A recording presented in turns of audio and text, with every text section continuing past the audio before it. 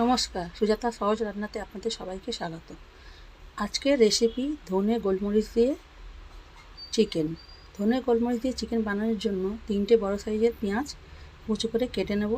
তারপরে তেল গরম হলে পেঁয়াজটা তেলের মধ্যে দিয়ে দেব। এবার দিয়ে তারপরে ভালো করে নাড়িয়ে চাড়িয়ে দেব। পেঁয়াজটা একটু ভাজতে থাকবো। যতক্ষণ না পেঁয়াজটা লাল হবে ততক্ষণ আমরা একটা মিক্সারের মধ্যে 2 ইঞ্চি টুকরো আদা, 10-12 কোয়া রসুন, 1.5 চা চামচ গোটা ধনে, 1.5 চা চামচ গোটা গোলমরিচ, একটা ছোটো এলাচ, একটা ডালচিনি বেটে নেব। আর মাঝে মাঝে পেঁয়াজটাকে আমরা নাড়াতে থাকব।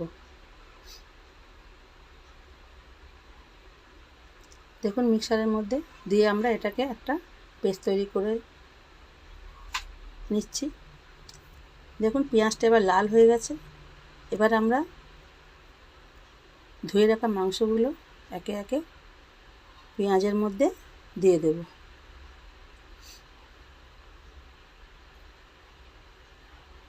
তারপর এটাকে ওপর নিচ করে ভালো করে নাড়িয়ে নেব, যাতে পেঁয়াজগুলো সব মাংসের মধ্যে মাখা মাখা হয়ে যায়। এভাবে ভালো করে নাড়াতে নাড়াতে দেখুন মাংসের রঙটা একটু চেঞ্জ হয়ে যাবে। তখন আমরা এর মধ্যে যে ধনে গোলমরিচের পেস্টটা তৈরি করেছিলাম সেটা এর মধ্যে মাংসের মধ্যে দিয়ে দেব।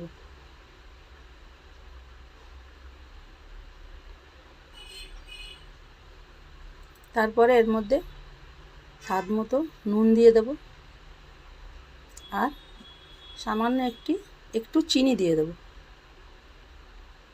চিনি দিলে টেস্টটা একটু ব্যালেন্সে এসে যায়, খেতেও খুব সুন্দর লাগে। এবারে আমরা মাংসটাকে খুব ভালো করে ওপর নিচ করে নাড়িয়ে নেব, যাতে সব মশলাগুলো এর মধ্যে লেগে যায়। এবার মাংসটা একটু ভালো করে আমরা কষতে থাকব।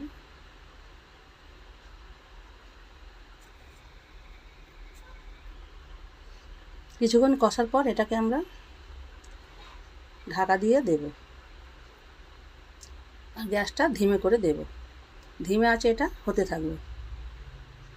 মাঝে মাঝে খুলে আমরা ঢাকা খুলে এটাকে আমরা ওপর নিচ করে নাড়িয়ে দেব, যাতে মাংস দুদিক ভালো করে সেদ্ধ হয়ে যায়। গ্যাসটা কিন্তু ধিমে আঁচেই থাকবে, গ্যাসটা এখন বাড়াবেন না। দেখুন ওপর নিচ করে ভালো করে মাংসটা আমরা কষে নিচ্ছি। আবার এটাকে আমরা ঢাকা দিয়ে দেব। এইভাবে মাঝে মাঝে খুলে আমরা নাড়িয়ে দেব। 15 মিনিট পর খুলে দেখুন মাংসটা কী সুন্দর তেলও ছেড়ে দিয়েছে আর মাংস থেকে জলটাও কমে গেছে। এবারে আমরা মাংসটাকে ভালো করে নাড়িয়ে নিলাম। দেখলাম মাংসটা সেদ্ধও হয়ে গেছে। এবারে আমরা গ্যাসের ফ্লেমটা বাড়িয়ে দেব। গ্যাসের ফ্লেমটা হাই ফ্লেম করে এটাকে ভালো করে কষতে থাকবো। খুব ভালো করে যখন কষা কষা হয়ে যাবে তখন এটাকে আমরা আবারও ঢাকা দিয়ে 2 মিনিট ধিমে আঁচে রেখে দেব।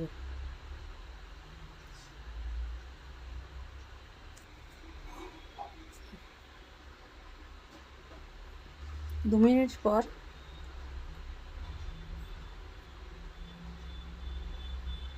ঢাকা খুলে দেখুন মাংসটা কি সুন্দর রং এসছে।